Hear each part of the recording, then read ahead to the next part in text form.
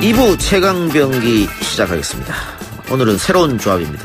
최영일 시사평론가 정상근 기자 나왔습니다. 어서 오십시오. 안녕하세요. 정상근 기자 YTN 처음이라고요? 네, 처음 왔습니다. 네. 처음 오다 보니까 너무 일찍 왔어요, 제가.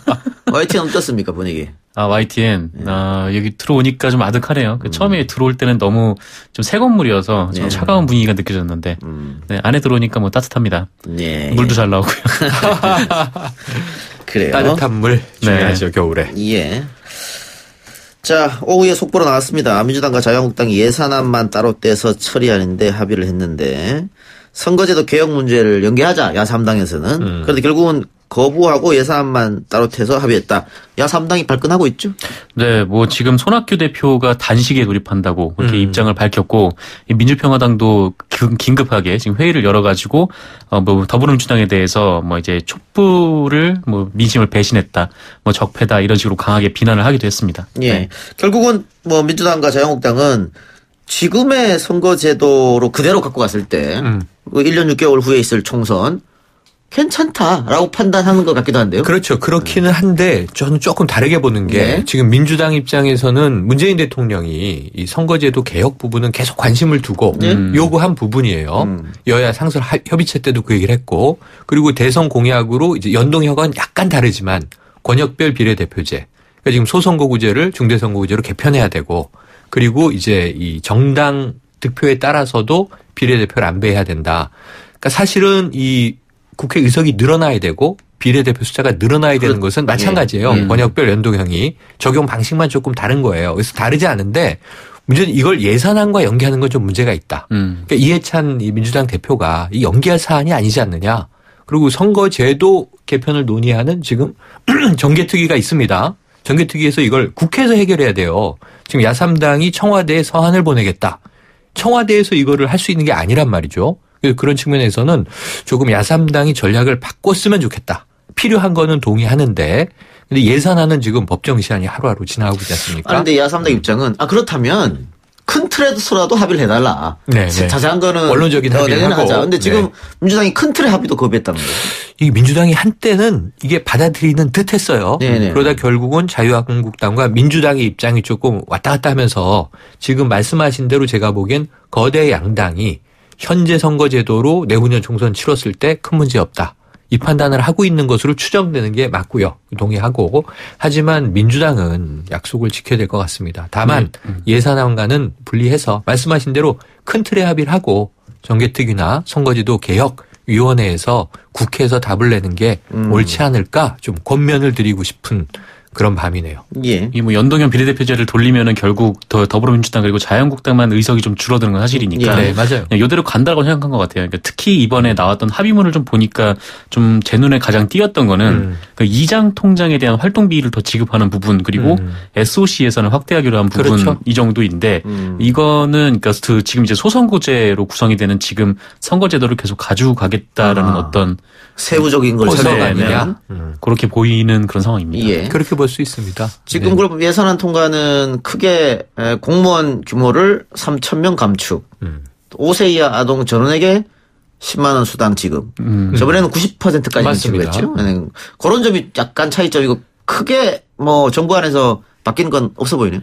네, 근데 뭐 일자리 예산 그리고 남북 협력 기금을 뭐 일반 회계로 전환하는 거, 뭐 요 정도에서만 5조 원 정도 감축을 하고 나머지는 뭐 SOC 예산을 확대하면서 그거는 이제 하루 만에 이걸 논의하겠다는 건데, 네, 이 하루 만에 어떤 일이 벌어질지도 참. 그게 저는 계속 SOC 예산을 주목해봐야 한다. 이게 밀실 쪽지 예산의 전형이 다 SOC로 몰린다. 아까 말씀하신 뭐 이장 통장 저 활동비 지급 좀 더 한다 등등. 이게 선심성 예산으로 이제 오인될 수 있는 대목이잖아요. 내후년 이제 총선 앞두고 지역구 예산 챙기기잖아요. 일종의. 지금 SOC 예산이 그런 게 많이 늘어날 것으로 저는 추정을 했어요. 소소위 넘어가기 전부터. 그런 상황인데 지금 이 20조를 깎겠다가 원래 야당 아니었습니다. 그런데 지금 이제 5조 이상 깎는 것으로 오늘 합의가 나왔는데 이 5조는 그 세입 예산이 5조가 줄잖아요. 이 지금 그 유류세 인하 때문에. 그 4조 원 줄어드는 거에 대한 대안을 정부에 가져오라고 하면서 자유한국당은 사실상 보이콧을 했던 거고 야3당은 이제 그걸 선거제도와 연동을 했던 거고 그런 상황이었는데 지금 대략 보면은 자유한국당의 의견은 일부 절충적으로 반영이 돼버렸어요. 삭감을 했기 때문에. 그러니까 자유한국당은 우리는 예산국회에서 할 만큼 했다. 이렇게 지금 이제 큰 소리를 칠 수 있는 상황이 된 거고 민주당이 좀 야3당은 외면하면서 물러나는 모습을 보인 것은 안타까움이 남습니다. 그러니 지금 손학규 대표는 단식 투쟁을 선언했습니다. 네. 그리고 최영일 평론가 얘기한 대로 쪽지 예산이 왔다 갔다 하잖아요. 네. 그런데 야3당이 아예 이 예산 할 때 들어오지 않는다면 이런 것도 다 야3당은 배제되는 거 아니에요? 양당이 하는 거죠. 양당이 하는 거잖아요. 네. 굉장한 손해일 수 있는데 그러면. 네, 뭐 손해여도 일단 뭐 의석이 늘어나지 않으면은 뭐 더 이상 지금 뭐 모르잖아요. 지금 내후년에 총선이 있지만 총선이 지금 현재 당 체제로 갈 것인지도 지금 그렇죠. 애매난감한 상황에서 정계 개편이 있을 수 있죠. 네, 일단 이게 정계 개편이 아니라 선거제도 개혁이 딱 이루어져서 뭔가 좀 영역이 확대돼야 뭐 그 다음에 뭐 챙기는 게 우선이다 뭐 그렇게 생각을 한 건지. 네. 그런데 아까 정상훈 기자가 지금 제대로 선거가 치러지면 민주당과 자유한국당이 훨씬 쪼그라든다 이렇게 말씀하셨는데 지금 제도가 아니라 이제 선거 개혁이 연동으로 바뀌면은. 근데 그게 지난 선거를 시뮬레이션 해보니까 그렇게 되는 거잖아요. 네네. 한 40, 50석 줄어드는 민주당 같으면 40, 50석 줄어드는 건데 선거제도가 바뀌면은 국민들이 투표를 또 거기에 맞게끔 하거든요. 맞아요. 그러니까 그 시뮬레이션이 그대로 들이맞지는 않을 거라고 맞아요. 기계적인 시뮬레이션이 맞아요. 지금 말씀하신 대로. 그래서 향후 총선에서 지금 다당제가 계속 유지된다면 어떻게 될지 모르고 국민이 지금 배제돼 있는 게 말이죠. 뭐 예산에서도 국민이 배제돼 있지만 선거제도 개혁에서 지금 의원마다 다르지만 심상정 이제 의원 안으로 보면은 360석이 돼요. 그러니까 의석수가 늘어나는 것에 대해서 국민들의 입장이 확인된 바가 없어요. 그다음에 지금 이제 당들은 어떻게 얘기하냐면 비례대표가 많이 늘어서 360석, 뭐 370석이 되더라도 국회 예산은 동결한 상태에서 가져가겠다. 근데 이걸 어떻게 믿습니까? 해마다 슬금슬금 스스로의 세 올리는 게 국회의원들 본인인데 그래서 이런 것들에 대해서 국민적인 합의 동의가 있을 수 있는 것인지에 대한 확인 절차도 필요하고 선거제도 이 개편은 하긴 해야 되는데 저는 해야 된다고 보는데 어려운 과제다. 그러니까 시간을 두고 차근차근 해야 되는데 지금 이걸 예산안 이미 법정 시한 지난 예산안과 연동하고 단식하고 금식하고 해서 해결될 문제는 아니다. 이런 생각이거든요. 근데 하지만 거대 양당 여야가 좀 물러나야 되는 것도 지금 필요한 과제로 보여집니다. 예. 내일 그러면 본회의에서 처리됩니까? 네, 뭐 첫 번째 합의가 그거였기 때문에 그러니까 12월 7일에 본회의에서 통과를 시킨다 했기 때문에 아마 오늘 밤부터 이 추가되는 예산에 대한 여러 조정을 거친 다음에 내일 통과가 될 것으로 보입니다. 오늘 또 국회의원들 사이에 눈치 싸움이 굉장히 또 오늘 밤이 제일 중요하죠. 그들에게는 네. 지금 여야 간사와 정책위 의장 정도 들어가서 한 4명, 2개 당이 다 끝내버릴 거 아니에요. 근데 어떻게 예산안이 변형돼서 나오는지 아주 정말 예의주시 검토해야 될 것 같습니다. 알겠습니다. 다음 주제로 가죠. 그 전에 정상근 기자 반기는 그 댓글들이 많네요. 아 정말요? 인기가. 콩깍지님. 네. 우와 정상근 기자 잘 오셨습니다. 미르미디어 에이스방님. 정상근 동지 반갑습니다. 또 아나무인 01님. 정동지 어서오소. 먹방 항상 잘 보고 있습니다. 먹방 하고 있습니까 어디서? 아니 인터넷 방송에서 먹방을 하고 있습니다. 먹방. 네, 원하시면 여기서도 할 수 있으니까. 여기 목소리만 나가서. 네네. 소리는 나게 자제하겠습니다. 네. 네. 먹방 하면 잘하실 것 같아요. 네. 뭐 주로 그것만 합니다. 뭐 다른 콘텐츠가 없기 때문에. 살 뺄 생각은 없어요? 네. 살 뺄 생각은 없습니다. 아직 먹방하고 있기 때문에. 네. 먹방하고 있기 때문에요. 네. 예. 자, 한국유치원 총연합회 비상대책위원회가 유치원 3법 개정안이 통과되지 못하게 자유한국당 의원들에게 불법적인 쪼개기 후원을 시도했다. 어떤 내용입니까? 쪼개기 후원이란? 네, 이게 한겨레 보도인데 이게 한국유치원 총연합회가 이 경남의 한 분해에 이 소속 유치원 원장들에게 연락을 보내서 자유한국당 이모 의원에게 이 후원 계좌로 유치원의 규모별로 뭐 작은 유치원은 한 20만 원, 뭐 큰 유치원은 한 100만 원 이렇게 뭐 후원금을 보내라 이렇게 요구한 정황이 있다라는 겁니다. 이게 한겨레가 문자 메시지 내역을 입수해서 보도를 했기 때문에 상당히 신빙성이 있는 거고 뭐 정확히 표현을 하자면 원장님 이 총련 비대위 협조해 주셔서 감사합니다. 내일 오전 10시까지 부탁드립니다. 네, 이렇게 적혀 있었다고 합니다. 근데 이게 그 한 유치원장, 그러니까 해당 유치원장의 말로는 뭐 이런 문자를 보낸 건 사실이지만 이게 강제는 아니었다.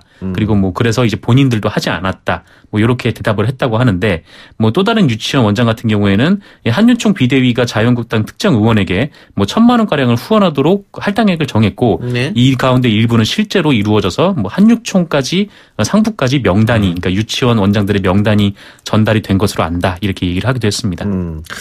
그동안 박용진 의원이 자유한국당이 저렇게 박용진 3법을 반대하는 것은 로비를 받았기 때문이다. 뭐 이런 식의 주장도 했었거든요. 이거하고 뭐 이어지는 겁니까? 그게 지금 좀 사실일 가능성이 농후한 것으로 드러난 정황이죠.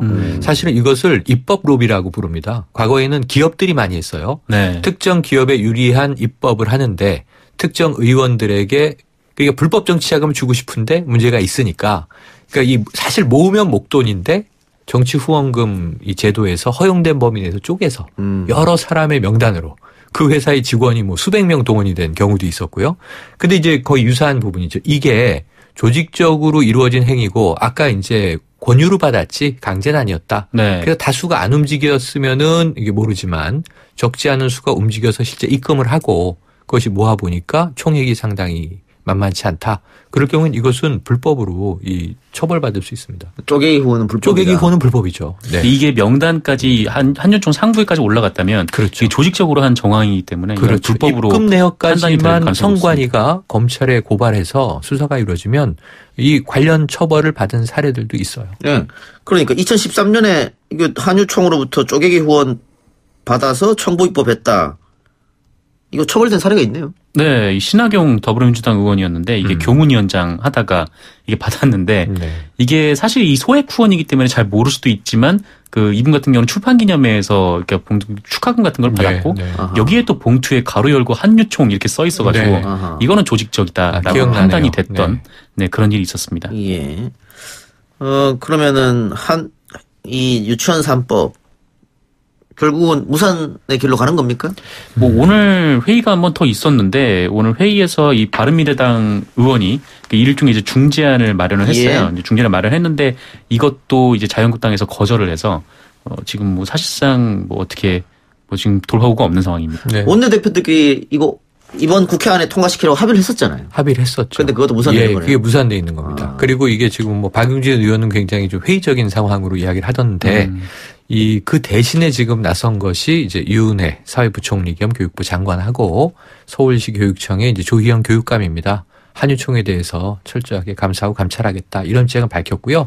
지금 이게 입법 로비까지 시도한 정황이면 법적 처벌까지도 이제 감수해야 되는데 아마 이 제도적인 또 국민 여론에 이 한유총에 대한 이제 이 개혁 요구는 계속 거세질 것 같은데 문제는 국회만 이것을 외면하고 있는 것 아닌가. 국정감사에서 사실은 거기서 이거를 이제 만들어 놓고 전 형평성으로 본다면 지금 이 서울교통공사를 비롯해서 지금 국정조사 채용비리 문제 야당이 계속 요구를 했잖아요. 이게 더 큰 사안인지 그게 더 큰 사안인지 이게 그리고 그 학부모들의 또 이 국민들의 관심이 어떤 게 더 뜨거운지를 이 정치권에서 모를 리가 없을 텐데 이걸 외면하면 더 의심받습니다. 통과시켜 달라는 게 대부분 국민 여론인 것 같아요. 그럼요. 압도적인데 네. 어쨌든 계속 외면받고 있는데 조금 두고 봅시다. 우리가 그 한유총이 국회의원들한테 로비를 했다 이런 얘기를 하고 있는데 네. 댓글에도 정상근 기자 팬들이 로비를 하고 있네요. 어허. 아, 저요. 예, 네. 고정시켜 저한테 달라고. 팬이 있습니까? 진짜 올라오고 있어요. 정상근 네네. 고정시켜주세요 이렇게. 이거 로비 아닙니까 이것도? 아, PD님도 보셨겠죠? 아니 고정시켜서 뉴스 노예로 만드세요. 뉴스 노예로요? 정면승부에서 그래요. 알겠습니다. 잘해요. 제가 하나만- 제일 좋아하는 예. 기자 중에 한 분이에요. 감사합니다. 하나만 더 해볼까요? 10년 동안 논란이 이어지고 있습니다. 장자연 리스트.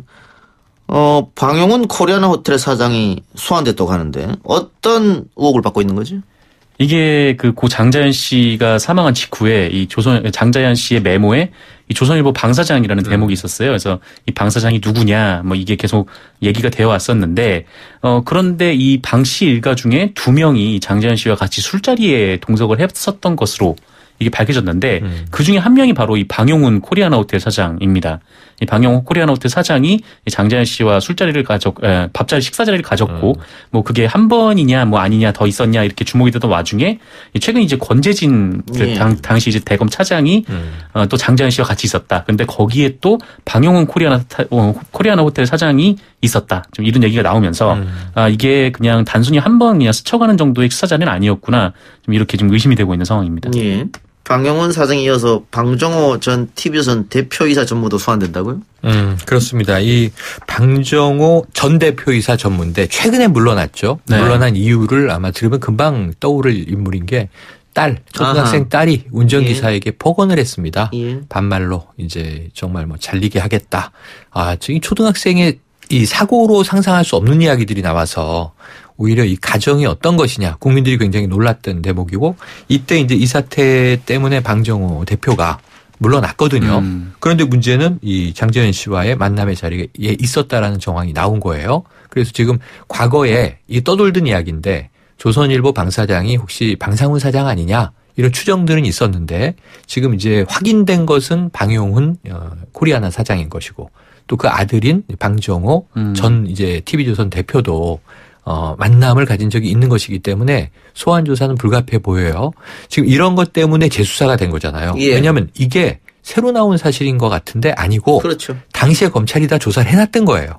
근데 이 기록들이 어디론가 유실돼 있다가 지금 다 확인을 하니까 최근에 나온 게 아마 이무재 전 삼성 고문 떠오르실 겁니다. 수십 차례 통화했다. 이런 기록이 나왔는데 당시에는 왜 통화 기록도 안 나왔고 또 이 권재진 사실 법무장관까지 지내지 않았습니까? 네. 당시에 대검 차장이었던 것이고 이런 인물들이 만났던 게 왜 2009년 당시에는 다 빠져 있었을까? 예. 이게 더 신기한 그러니까 대목이죠. 당시 경찰은 좀 억울해 하더라고요. 네, 우리는 맞습니다. 다 조사했다. 검찰에서 덮었다. 사라졌다. 뭐 이렇게 얘기를 하고 있는데 이제 아마 검찰에서 불러서 조사할 사람들이 몇 명 있는 것 같습니다. 뭐 이무재 씨도 마찬가지고 권재진 씨도 마찬가지일 텐데 최근 이 장자연 씨의 동료 배우가 법정에서 증언을 했다고 하는데 이분이 목격자이죠?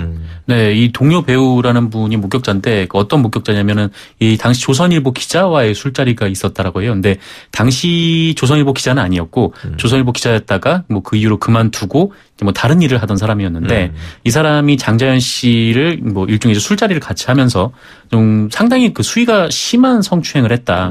뭐 이런 부분을 옆에 있는 장자연 씨 동료가 목격을 했고 그다음에 증언을 했는데 사실 이 증언은 장자연 씨가 돌아가신 이후에도 바로 나왔었어요. 바로 나왔는데 여기에 대해 수사가 더 진척이 안 되고 이 당시 이 성추행을 한 것으로 의심되는 전직 조선일보 기자는 그냥 무혐의로 풀려났던 거죠. 예. 네. 그러니까 그 한 명의 굉장히 많은 꿈을 갖고 있는 여배우가 네.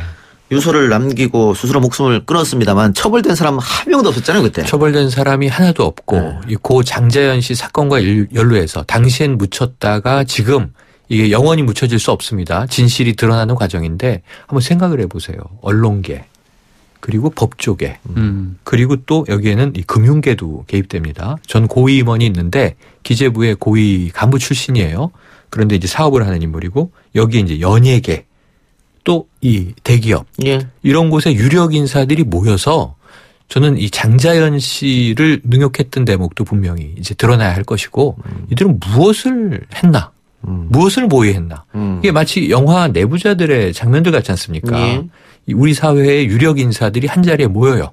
여배우가 있는 곳에. 뭘 주고받았을 것인가? 이게 더 궁금합니다. 알겠습니다. 시간이 많이 지나서 다시 조사하는 거여서 증거가 조금 사라질 수도 있고요. 쉽지 않아요. 예. 그렇게 합니다만 이번에는 반드시 그날 또 그 당시에 어떤 일이 있었는지 철저한 진상 규명이 필요할 듯하네요. 특히 이게 언론에 좀 책임을 묻고 싶은데, 네 그때 이제 조선일보가 뭐 방사장이라는 이름이 있는데 이것을 스포츠조선 사장, 그러니까 계열사 사장으로 몰았었거든요. 뭐 그런 부분도 있고 또 조선일보 기자가 이제 증거 인멸에 가담한 혐의도 있고 이런 부분도 있습니다. 예, 알겠습니다. 조금 지켜보겠습니다. 오늘 두 말씀 여기까지만 듣겠습니다. 수고하셨습니다. 고맙습니다.